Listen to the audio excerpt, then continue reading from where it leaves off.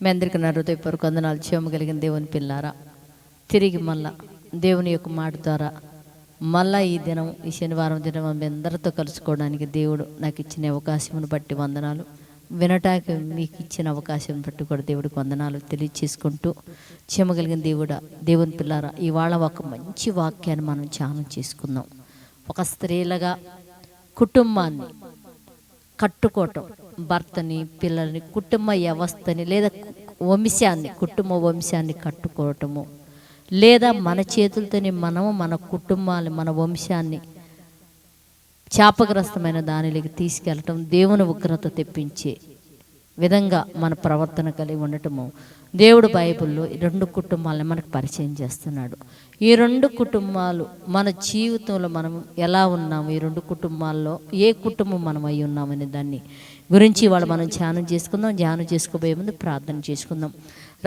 మరి దేవుడు గత నెల వారం నుంచి ఇప్పటి వరకు మిమ్మల్ని, మీ కుటుంబాన్ని, మమ్మల్ని, సంఘాన్ని, దేశాన్ని జ్ఞాపకం చేసుకొని మంచి ఆరోగ్యం ఆవిష్యం ఇచ్చిన దేవుడికి, మన ప్రభు రక్షకుడైన యేసుక్రీస్తు వారి నామములో శిరస్సు వంచి వందనాలు తెలియచేసుకుంటూ చిన్న ప్రార్థన చేసుకుని వాక్యాన్ని మనం ధ్యానం చేసుకుందాం.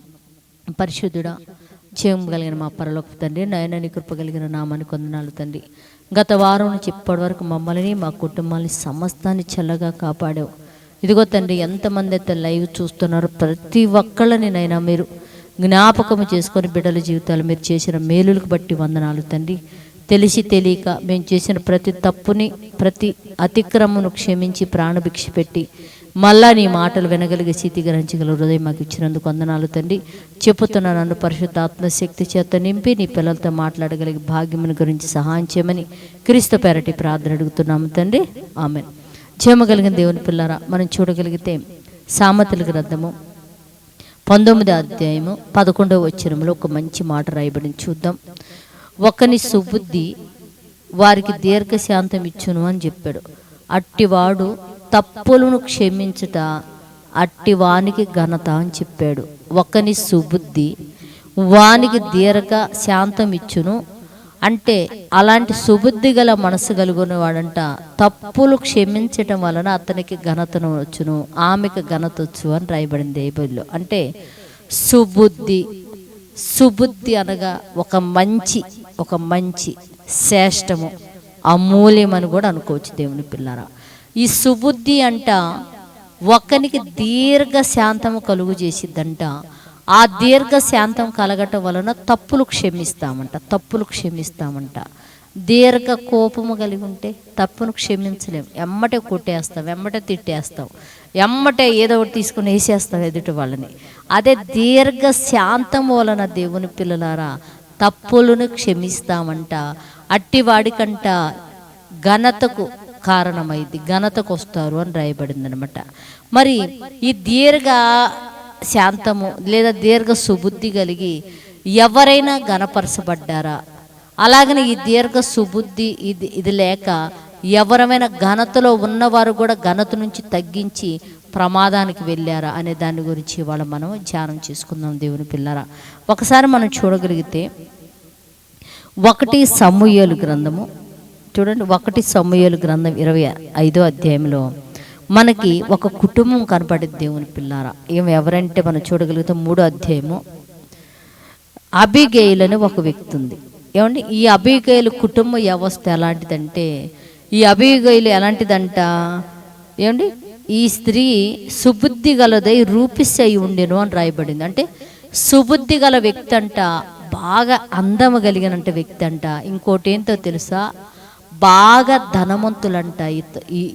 బాగా ధనవంతుల కుటుంబంలో ఉంది. సుబుద్ధి గల వ్యక్తి అంట. రెండోది అంట రూపిసి అంటే అందం కలిగిన వ్యక్తి అంట. ఈమెకి ఒక భర్త ఉన్నాడంట, ఇతని పేరంట నాబాలంట. ఈ నాబాల్ ఎలాంటి వాడంటే మోటివాడంట. మోటివాడంట, పైగా దుర్మార్గుడు అంట, మంచివాడు కాదంట. బైబిల్ మాట చెప్తుందంటే నేను చెప్పట్లేదు. దుర్మార్గుడంట, మోటివాడంట. ఇతనికి ఎలాంటి భార్య వచ్చిందనుకున్నావు? సుబుద్ధి గల భార్య, రూపిసి అంట. అయితే వీళ్ళిద్దరు భార్యాభర్తలుగా నివసిస్తున్న కాలంలో వీళ్ళకి సమృద్ధి, బాగా ఆస్తి పరులండి. ఈ ఆస్తి పరులు అయ్యున్న కాలంలో ఏమైపోయిందంటే దావీదు మహారాజు అరణ్యములో నివాసం చేస్తున్నాడు అని చెప్పుకోవచ్చు. ఆయనతో పాటు ఒక సైన్యం అంతా కలిసి అరణ్య మార్గంలో ఉన్నారన్నమాట. ఈ అరణ్య మార్గంలో ఉన్నప్పుడు దేవుని పిల్లారా, ఈ అరణ్య మార్గంలో మరి ఇతని పేరు ఏం పేరు మనం చూడగలిగితే ఏమండి, ఈ సుబుద్ధి గల భార్యకి ఎలాంటి భర్త వచ్చాడని మనం చదువుకుందాం. ఇంకా దుర్మార్గుడు నాబాలు. ఈ నాబాలు కుటుంబం అంటే నాబాలు జీతగాండ్లు అరణ్యంలో గొర్రెలను మేకలను కాస్తున్నారు. ఈ కాస్తున్న కాలంలో అదే సమయంలో ఆ ప్రాంతంలో ఎవరున్నారంటే దావీదు గారు, అతని సైన్యం ఉండటం వలన వారి వలన ఎలాంటి ఆటంకాలు లేకుండా ఏ జంతువు వచ్చి మందలో పడి గొర్రెలు మేకలు తినకుండా వాళ్ళు కూడా వీళ్ళకి కొంచెం సహాయం చేసినట్టు మనం కనపడిద్ది. అయితే ఒక కాలం వచ్చే తలికి దావీదు దగ్గర ఉన్న సైన్యానికి ఆహారం కొరత వచ్చేసింది. ఈ ఆహారం కొరత వచ్చినప్పుడు ఏం చేశాడంటే దావీదు ఇదిగో ఈ నాబాలు బొచ్చు కత్తిరిస్తున్న కాలం వచ్చింది. ఇంతకీ గొర్రెల బొచ్చు కత్తిరించి అమ్ముకుంటే చాలా లాభం అంటే చాలా డబ్బులు వస్తాయి.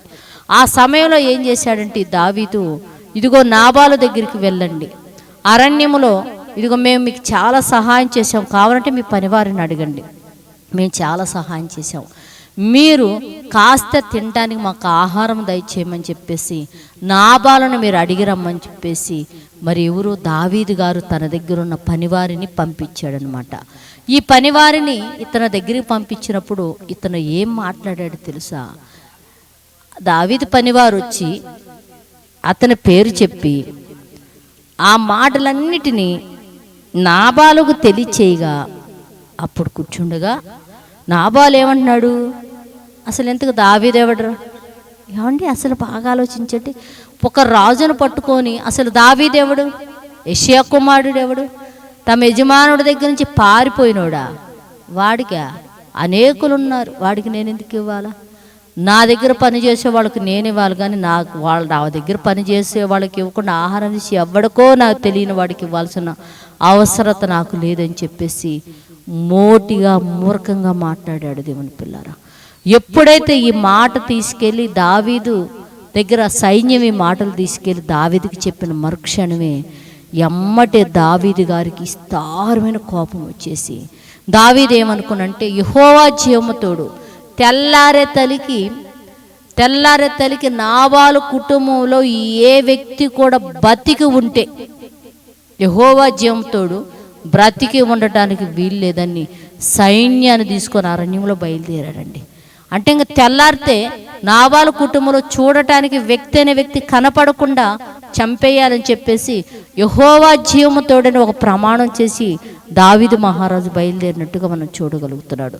అయితే ఒక పనివాడు ఏం చేశాడంటే నాబాలు భార్య దగ్గరికి వచ్చి, అబీగైలు దగ్గరికి వచ్చి, అమ్మ ఇదిగో దావీదు మహారాజుకు సంబంధించిన వ్యక్తులు వచ్చి ఇదిగో అరణ్యంలో వాళ్ళు మనకెంతో సహాయం చేశాడు, మన గొర్రెలు మేకలు కాస్తున్నప్పుడు మాకు ఎంతగానో సహాయం చేశారు, వాళ్ళు వచ్చి దినం ఆహారం అడిగినప్పుడు నీ యజమానుడు వాళ్ళతో కఠినంగా మాట్లాడానని ఈ మాట ఎప్పుడైతే మరి ఈవిడికి తెలియచేసిందో ఎమ్మటే ఇవి ఎంత జ్ఞానము కలిగి ఎంత సుబుద్ధి గల వ్యక్తో తెలుసండి, ఎంత సుబుద్ధి గలతో తెలుసండి. ఎమ్మటే ఏం చేసిందంట, ఏమిటి అబీగైలు ఎంత తెలివిగా ప్రవర్తించిందంటే, తెల్లారితే నా వంశంలో ఒక్కడు కూడా మిగలడు, నా ప్రజలు ఇదిగో ఈ ఊర్లో ఉండేవాళ్ళు ఒక్కళ్ళను కూడా దావీదు మహారాజు మిగలనివుడు. అసలు రాజుకు కోపం వస్తే ఉండి దెబ్బలకు కొరత అన్నట్టుగా మనం చూడగలిగితే అప్పుడు అబీగైలు చాలా జాగ్రత్తగా ఆలోచించి నాబాలుతో ఒక్క మాట కూడా చెప్పలా. ఎందుకంటే నాబాలుకు చెప్తే వినే పరిస్థితి కాదు, అతన్నే అరిసి పంపించాడంటే ఇంకేమో మాట వింటాడు మీరు చెప్పండి. ఏమి చెప్పకుండా ఎవరితో ఏం చెప్పకుండా ఆ వంట త్వరపడి అర్జెంటుగా 200 రొట్లు చేయించేసిందండి. 2 ద్రాక్ష గలల గుర్తులను, అలాగనే మనం చూడగలిగితే 5 గొర్రెల మాంసమును, 5 మానికలు వేయించిన ధాన్యమును, 100 ద్రాక్ష గలలను, 200 అంజూరపు అడిసెలను, ఏమండి 2 తిత్తులు అంట ద్రాక్ష రసం తయారు చేసిందంట. అన్నీ చేసి ముందేం చేసింది, అంటే గాడిదల మీద వేసేసి పనివారిని పిలిచి మీరు త్వరగా ఎత్తుకొని వెళ్ళండి అరణ్య మార్గం ఏ ప్రాంతంలో ఉంచి అయితే రాజు తన సైన్యాన్ని తీసుకొని యుద్ధానికి బయలుదేరారు, మీరు త్వరగా ఆ ప్రాంతానికి తీసుకొని చేరమని చెప్పేసి పనివారికి ఇచ్చి ముందై పంపించి, తర్వాత అబిగైల్ ఏం చేసింది, వెనకాల ఒక గాడిదనెక్కి త్వరగా వచ్చి దావీదు మహారాజు ఏ ప్రాంతంలో ఉన్నాడో కనుగొని వెళ్ళి దావీదు కాళ్ళ మీద పడిందంటండి. సాష్టాంగ నమస్కారం అంటే ఎదుటనున్న వ్యక్తి ఇంకా కదలటానికి వీల్లేదండి. అతను 2 కాళ్ళు పట్టుకొని సాష్టాంగ నమస్కారం చేసి ఏమంటుంది, నా ఏలినవాడా దోషం నాదని ఎంచు, ఎందుకంటే ఇది నా యజమానుడు అనుకో, మాకు నీ దగ్గర నుంచి పనివారు వచ్చినప్పుడు ఒక స్త్రీగా నేను ఇంట్లో కుటుంబ ధర్మాన్ని జరిగిస్తున్నప్పుడు అసలు వీళ్ళు ఎవరు, ఎక్కడి నుంచి వచ్చారు, ఎందుకు వచ్చారని ఇన్ఫర్మేషన్ నేను కనుక్కోలేదు. కనీసం నా యజమానుడు అలా మాట్లాడాడని కూడా నాకు తెలియలేదు. కనుక దోషము నాదని ఎంచండి, మీరు దోషము నాదని ఎంచండి అని. మళ్ళీ ఇంకేం చెప్తుంది, నీ దాసురాలైన నన్ను మాట్లాడనివ్వండి, నీ దాసురాలైన నేను చెప్పు మాటను విను అని. నా ఏలినవాడా దుష్టుడయ్య నా భర్త, దుష్టుడయ్య నా బాలు. ఇప్పుడు మనం చూడండి, అసలే రాజుకు కోపం వచ్చి వేసేద్దామని పోతున్నాడు. ఇప్పుడు నాబాల గురించి రాజు దగ్గర పొగిడింది అనుకో, ఏమని కూడా కలిసేసేస్తాడు. అందుకని ఏం చెప్తుంది తెలుసా, నిజంగా నా భర్త దుష్టుడేనండి, నిజంగా నా భర్త మంచోడు కాదయ్యా, వాడి మాటను లక్ష్య పెట్టకయ్యా, నీకు పుణ్యం ఉంటుందని. తన భర్త మీద రగిలిపోతున్న రాజు కోపాన్ని చల్లార్చడానికి ఏముందంటే, నిజంగా నాబాలు దుష్టుడయ్యా, దుర్మార్గుడేనయ్యా, అందుకని చెప్పేసి ఆ దోషం నాదనించి ఎంత తెలివిగా మాట్లాడుతుందో చూడండి రాజు దగ్గర. నా ఏలినవాడా, పంపించిన పనివారు నాకు కనపడలేదయ్యా, తప్పు నాదే, నా యజమానుడు దుష్టుడే, కరెక్టేనే కాదని, తప్పు నాదే, గనుక నన్ను క్షమించు అనని ఎమ్మటే ఎప్పుడైతే ఈ మాట అన్నదో దేవుని పిల్లరా, దావీదు కోపం తగ్గిపోయిందండి. తగ్గిపోయి ఏమంటున్నాడు తెలుసా, అందుకు దావీదు, నాకు ఎదురు పడుటకై నిన్ను పంపిన ఇశ్రాయేలు దేవుడైన యెహోవా స్తోత్రము కలుగు. అంటే నాకు ఎదురుపడి ఈ భయంకరమైన ప్రమాదం జరగకుండా ఆపిన ఇశ్రాయేలు దేవుడికి స్తోత్రములు కలుగునుగాక. నేను పగ తీర్చుకొనకుండా ఈ దినము ప్రాణము తీయకుండాను నన్ను ఆపినందుకు నీవు ఆశీర్వాదకరంగా ఉందువుగాక. నీవు చూపిన బుద్ధి విషయమై నీకు ఆశీర్వాదం వచ్చునుగాక అని చెప్పేసి బుద్ధిని బట్టి ఆమెను ఆశీర్వదిస్తున్నాడు. అనేక మంది సైన్యం ఎదురుగా గణపరుస్తున్నాడు దేవుని పిల్లారా. అంటే సుబుద్ధి దీర్ఘశాంతము కలిగితే దీర్ఘశాంతములో మనం ఆలోచించవచ్చు దేవుని పిల్లరా. దీర్ఘశాంతం మనకుంటే మంచి ఏందో చెడేందో గ్రహించి చెడును పారదోలంగాల మంచిని చక్కగా జరిగించి ఆ మంచి వలన మనకు ఘనత వచ్చిద్దని చెప్పేసి ఈ కుటుంబం ద్వారా మనం తెలుసుకున్నాం. అలాగనే బైబిల్లో ఇంకొక కుటుంబం కూడా ఉంది, ఇలాంటి సన్నివేశమే జరిగింది దేవుని పిల్లారా. అది ఏంటి అని మనం చూడగలిగితే దేవుని పిల్లారా, 1 రాజుల గ్రంథము 21 అధ్యాయములు ఇక్కడ మనం ఒక చూడగలుగుతాం. ఏమండి ఇక్కడే మనం చూడగలిగితే ఇక్కడ సోమరంలో ఇంకో ప్రాంతంలో కూడా ఒక సంగతి జరిగింది. ఏంది? 2వ వచనం 21లో 2వ వచనం. ఆహాబు నాబోతు, అంటే ఆహాబు రాజు, నాబోతు ఒక సామాన్య రైతు. ఇతనికి పిత్రాజ్యం అంటే తరతరాల నుంచి 1 ఎకరం పొలం ఉందంట, కొంచెం పొలం ఉంది. ఈ పొలము ఎలాగంట, నాబోతు పొలం అంట. రాజు నగరని ఆనుకొనున్నప్పుడు రాజు నాబోతు దగ్గరకు వచ్చి అడుగుతున్నాడు, యెజ్రెయేలుడైన రాజు వచ్చి అడుగుతున్నా, నీ ద్రాక్ష తోట నా నగరని ఆనుకొని ఉంది కనుక అది నాకు కావాలా ఇయ్యి అని అడుగుతాడు. అయితే ఇతనేమంటాడు, నాబోతు నా పిత్రార్జితమయ్యా నేను ఈయనయ్యా అన్నాడు. అన్నాక ఎమ్మటే రాజుకు కోపం వచ్చి ఏం చేశాడు, ఇంటికి పోయి అంట అలిగి పండుకున్నాడండి. ఎప్పుడైతే అలిగి పండుకున్నాడో ఇప్పుడు యెజెబెలు వచ్చింది. ఏమంటే ఏమా స్త్రీ అనండి. ఈ యెజబెలు వచ్చినా ఏం చెప్పొచ్చు? నాబోతు నీకు ఈగిపోతే ఏం పోయే, మనకి ఎన్ని పొలాలు వీటిలో మనం వేసుకోలేము, ఎందుకు అతని జోలి, మనకు అసలే పేదోడు, అతనికి ఎప్పటి నుంచో తరతరాల నుంచి వచ్చేది కొంచెం ఆస్తి, అది ఊరికి దగ్గరలో ఉంది, పాపం ఎందుకు మనం తీసుకోవటం రాజా, బోల్డ్ ఆస్తుంది మనకని చెప్పి తన యజమానుడికి ఇంకా ఒక మంచి చెప్పి మంచి దారిలో పెట్టి ఘనతకు తేవాల్సిన ఈ స్త్రీ, కట్టాల్సిన ఈ స్త్రీ ఏం చేసిందో తెలుసా?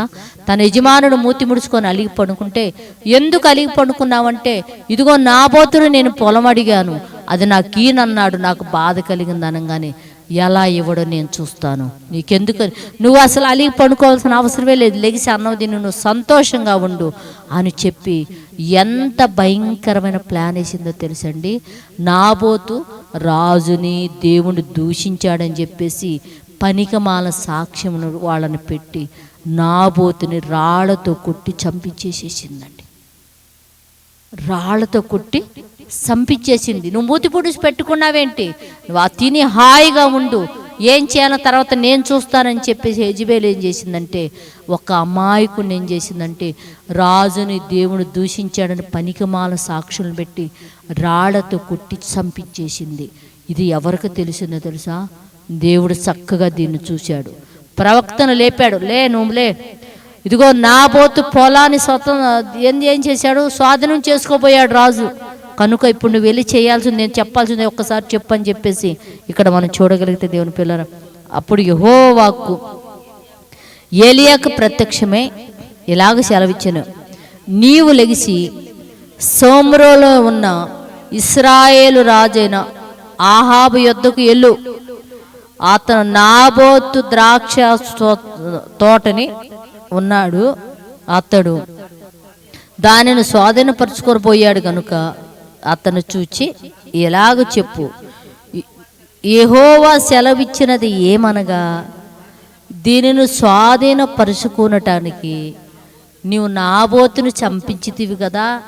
ఏమంటే చంపించింది ఎవరింతకు భార్య అయితే, ఇతను అసలు అవకాశం ఇవ్వకూడదు కదా ఆమెకి, నాబోతును చంపించావు కదా, ఏ నాబోతు రక్తం అంటే కుక్కలో నాబోతు రక్తం ఏ స్థలముందు నాకినియో ఆ స్థలమందే నీ రక్తము కూడా కుక్కలు నాకుతాయి, నీ వంశములో ఒక్కడు కూడా బ్రతకడని చెప్పేశాడు దేవుని పేరు.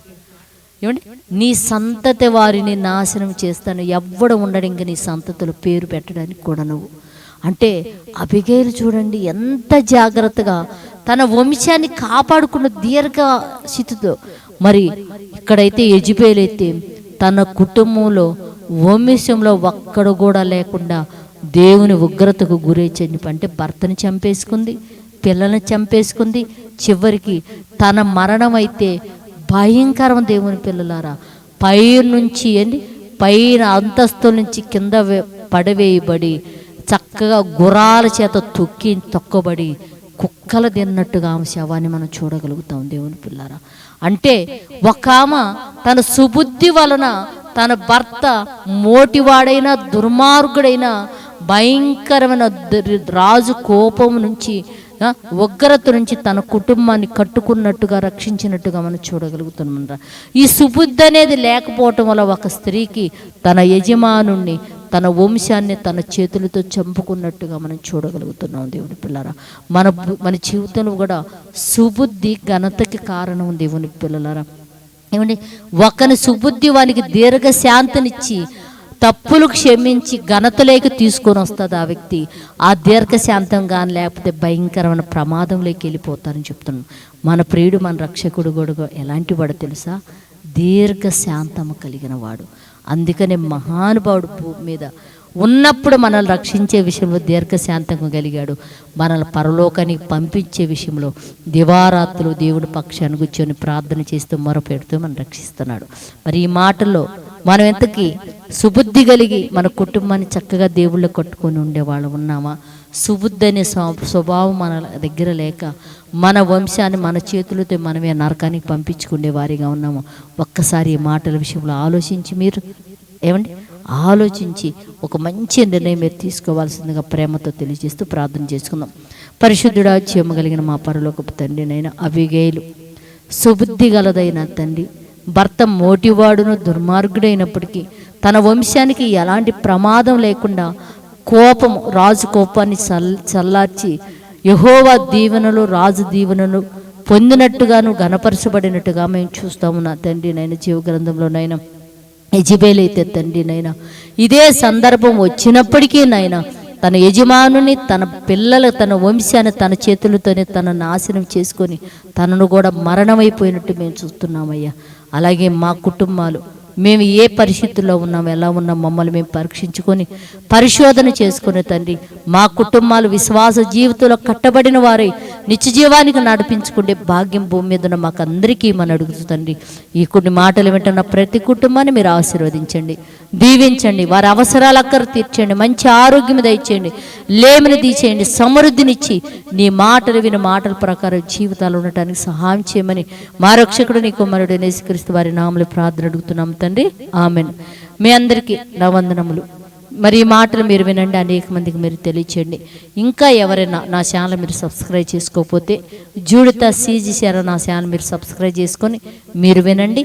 ఈ మాటలు మీరు అనేక మందికి తెలియచేయటం వలన వారు కూడా ఈ మాటలు విన్నారంటే మీరు సువార్త ప్రకటించినట్టే, ఒక ఆత్మని రక్షించినట్టే. కనుక ఈ మాటలకు జ్ఞాపకం చేసుకోవాల్సిందిగా ప్రేమతో తెలియజేస్తూ మీ అందరికీ నా హృదయపూర్వక వందనములు.